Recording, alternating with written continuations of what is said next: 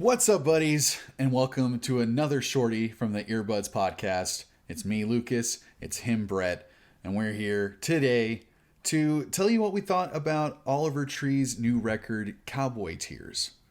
Yeah, I don't think either Lucas or I have been really into Oliver Tree before. I thought he was hip hop. Apparently, I know nothing about this guy. I remember my friend who worked at Hot Topic. He would come on at Hot Topic a good amount of times. The thing and was it always like this, like really poppy stuff? I listened to a couple of his older tracks, and it's like just as poppy, but it's a little more interesting. And it has like that's a little preview of what you thought of this record.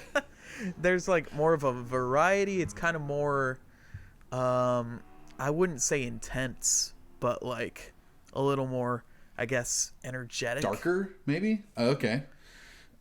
Interesting. Yeah, I legitimately haven't heard anything by him previous to this record, and because of his associations with like Tyler the Creator and Frank Ocean and a few other like people that kind of I feel like are in R&B and hip hop, I expected him to be more like a Post Malone type of kind of trap beats, but a little next level, like a little poppier and catchier. But that's not at all what this album was. This was like not what I expected at all. It was more 90s, like late 90s, like pop alternative, like think Every Morning by Sugar Ray. That was every song on this record. It seems like he does use kind of hip hop beats, like drum beats. Yeah, just like Sugar Ray. And like just like Len, the Steal My Sunshine. Like that's all over this record too. It is the exact same music, and it's to us because we grew up hearing this shit. It sounds extremely unoriginal and unimaginative, and it was really it was a slog for me to get through this record. It was rough, and I finally figured out what Oliver Tree kind of like reminds me of. His voice is a combination of Blink-182 and 21 Pilots, and just like the kind of the worst aspects of both. Yeah, the most nasally, high-pitched aspect of both, and his voice is very annoying, and he's really pushing it out. It sounds like he's out of his register on every single song, and it's uncomfortable to listen to. It seems like it's uncomfortable for him to sing. It seems like he yeah, he's like what is the meme, Pain Harold, or like Inner Pain Harold or something like that, where he smiles but it looks like he's crying. Yeah. It sounds it's like Oliver Tree is singing, but it sounds like he's in pain. And his version of singing is projecting your voice out as much as possible, as loud as possible. Yeah, it sounded like all of these songs were out of his vocal range, and it kind of drives me crazy how basic and boring most of the music was on this record. Yeah, and he's getting 10 million plays already on the first track on the album. Most of the music boils down to that hip hop drum beat with an acoustic guitar doing notes over it, and then in the chorus doing chords. And the most basic acoustic guitar I've ever heard in my life, the most basic chords and little finger picking, like I can do that finger picking.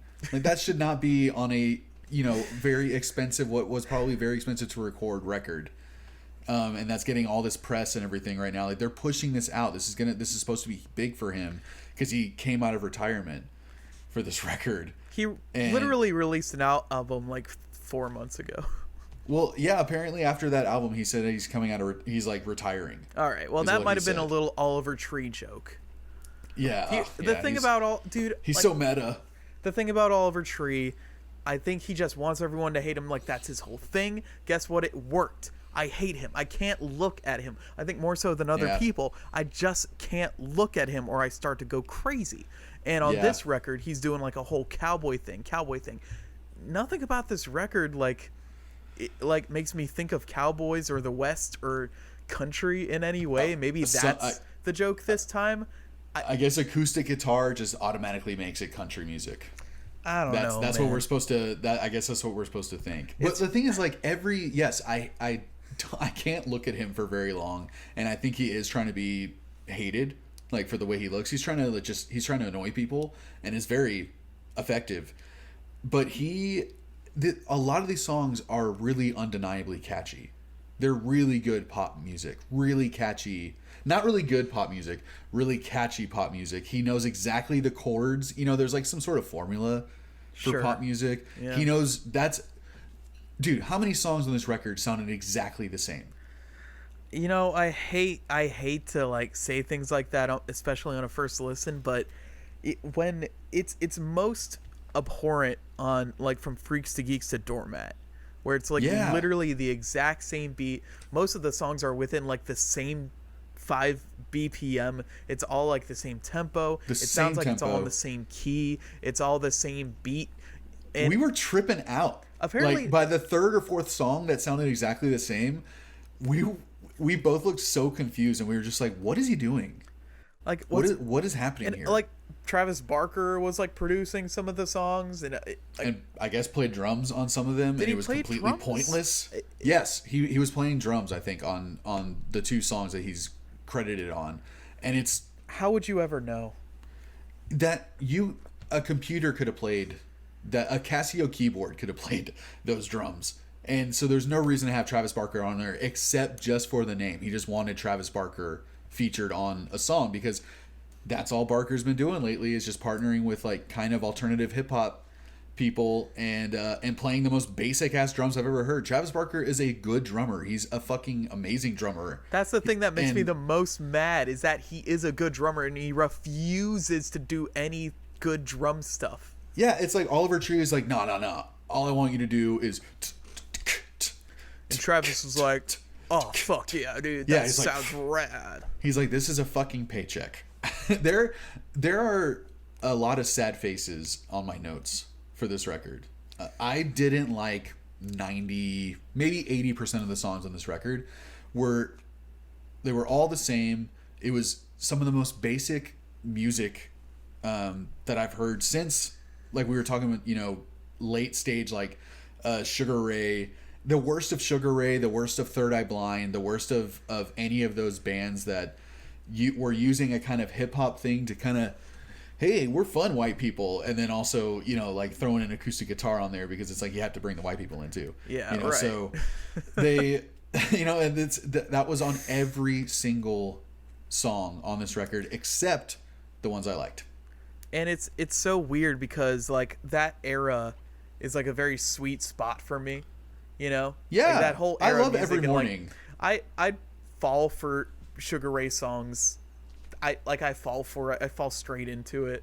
I'm here for Sugar Ray. All right. So there was definitely a part of me that couldn't completely hate this record, because this record is just something that came out of that era of music, and I like that era of music, but it's just it's literally Every Morning by Sugar Ray written over and over and over again. That's what most of this album is. It is that song specifically, because and on so many songs on this record they did that really fake sounding wiki woo, that DJ that before the drums came in, and that's what they do on Every Morning. Literally it goes. You know, like I'm a sucker for those wikis, but like this album made you hate it. By track like 8, it was like, oh my god, it happens every time. It's the same wiki sound. The same one. It's the same really cheap sounding one too, like very fake sounding. Which I think like that's fine. The fake sounding one is fine, but like over and over and over and over again. Played out by the end of the record. For some reason, this album is extremely bottom loaded. Yeah, like the last 3 songs. Very much so. And you know, that's not to say that there weren't songs on here that I liked, because there was some songs. There were 3 songs on here that I actually really liked. Well, let's get into them. All right, man. Well, my only honorable mention is Suitcase Full of Cash, which is one of the ones that Travis Barker was on. It sounds exactly like all the songs before it, but the chorus is really, really catchy. The suitcase full of cash, da-na-na, da-na-na, da-na. It's some Disney ass shit, but the guitar work was funny.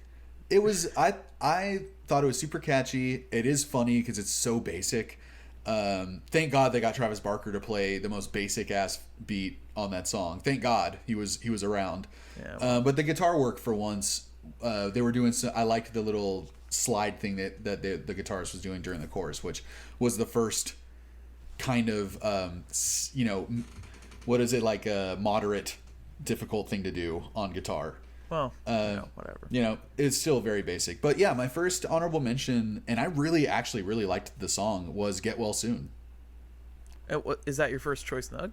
Yeah. Oh, my first choice, Nug. Sorry. Yes. Okay. Get Well Soon. Yeah, that's also... yeah, I'm a little stoned. Sorry. That's also one of my choice Nugs. Oh, really? Because we had a weird thing that happened that you're listening to this on what? I'm listening on YouTube Music.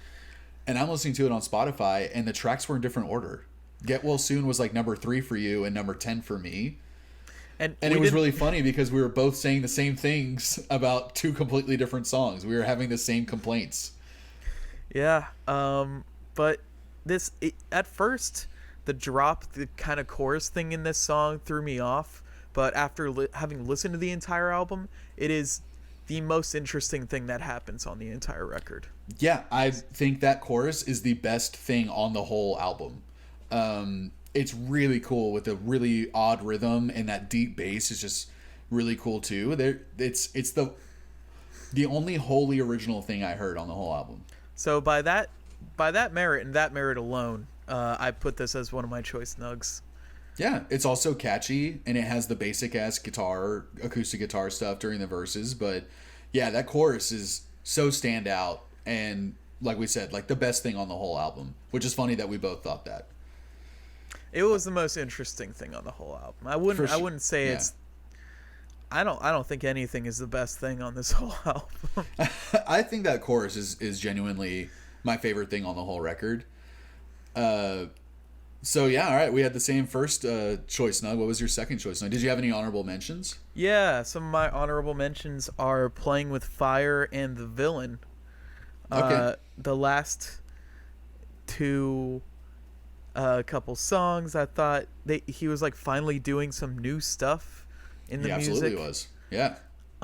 And like, even though Playing with Fire is such an annoying chorus to me, it is also kind of catchy. It's so catchy. The Villain, I thought, was a very 21 Pilots, Tyler Joseph sounding, like kind of one of the ukulele songs that Tyler Joseph does. Yes, it sounded very California, and I don't know how to qualify that or quantify it, but it just sounded so California, and the chorus was catchy, just like every other chorus on this record. But my second choice Nug is going to be the last song on the record, which is Cowboy Tears. Really? Yep. I wrote Whatever for that. Yeah, I don't know. I thought it was... I didn't like it at all. I think I really liked that the album ended. I liked that... You like that the album ended? Yeah. I thought there was more to that sentence. There was like that really dirty, what could have been a distorted acoustic guitar. I thought that was interesting. It made my ears perk. I was like, oh, hello. Something... Literally the last 4 songs are the 4 most original on the album. Yeah. Way to bury the lead, man. And it's like, most of the verses on this album are kind of the same exact thing. But the chorus for this one I thought had an interesting... brought a little more of the digital drums back into it. But in a good way for one of the first times on the record. Yeah. One of the only times. Yeah. And I thought the chorus is good enough. It's catchy enough. And it's not so offensive. Yeah, and listening to it now, it's not as bad as I remembered it being, and it definitely, like we said, like this is very is it bottom heavy for a record, like where the last tracks are the best? I don't know. Yeah. But yeah, this could be an honorable mention for me re-listening to it now, but it's just, again, like I feel like all these songs are going to end up on some ABC Family teen drama movie that I just can't. Yeah, for sure. I have a very like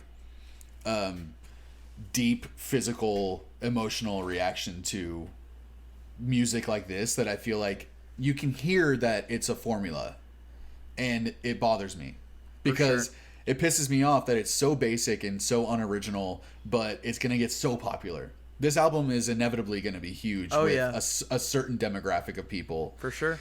But I forgot another honorable mention of mine was Balloon Boy. I thought that song was actually really... I really liked it. I liked the really deep... Well, because it's the first thing I liked on the record was that the really bassy chorus.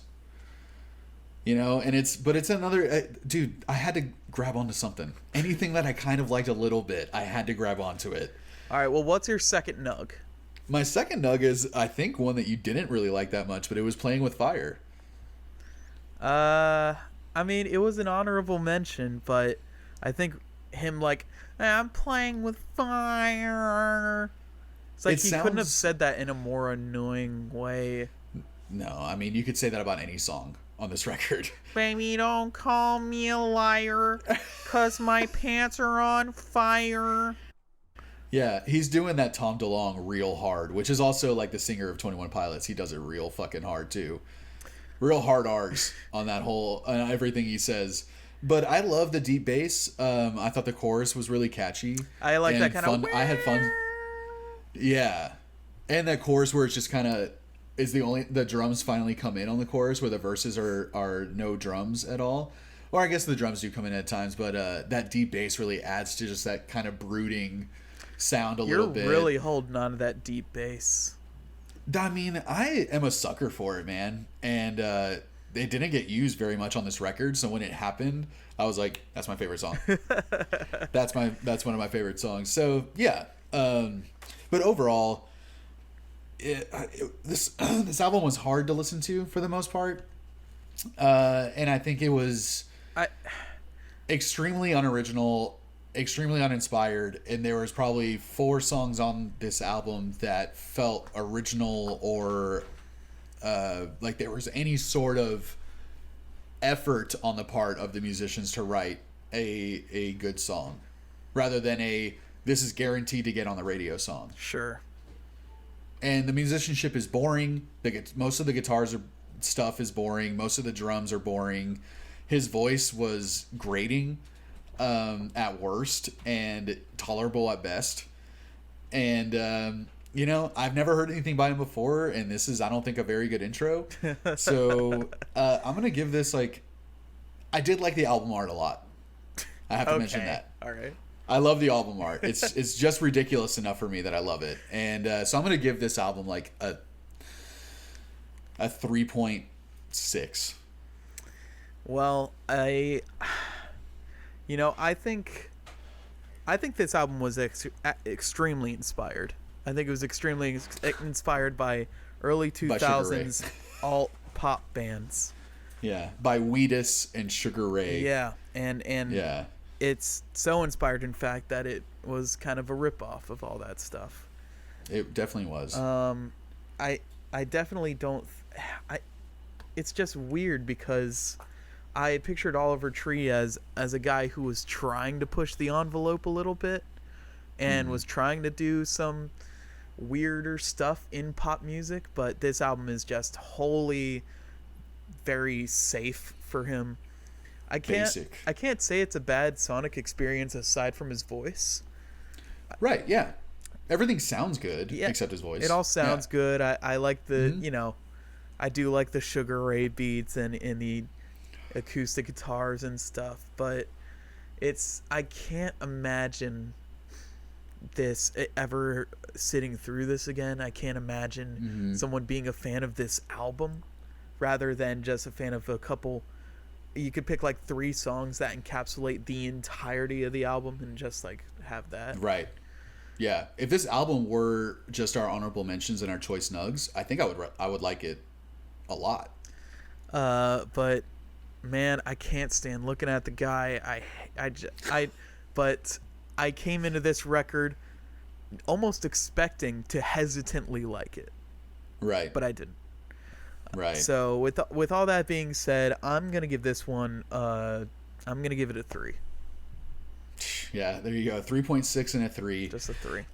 Let us know what y'all thought, buddies. I mean, this part of this album made me think of a John Mulaney joke that he he talks about being in an old school diner, and he can put on from the table. You can like have a jukebox, so you can like pay for songs just by the table. Yeah. So he put on What's New Pussycat? Yes, Whoa, What's New Pussycat? Whoa. Thank you. He put it on like 10 times in a row or something, and he could see the people's reactions, like at first being like, is this the third time this song is playing? And then after like the fifth time, people start getting angry, and then start not understanding what's going on. Right. And I feel like halfway through this record, we were having the exact same reaction, where it's just like, dude, is this not the fourth song in a row that is the exact same song? Yeah, exactly.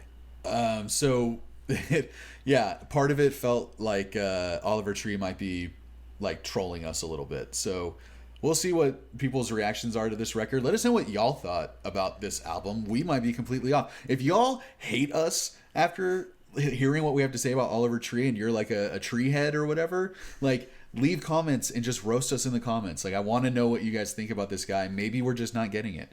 Be sure to tell us how much y'all laughed at us falling extremely right into his fucking traps. Yeah, I think we might be duped, but we'll see. We're duped for sure. He got us. I don't know how yet, but he got us. I hope he did. I hope it was a joke, because if it was, I can listen to it and laugh.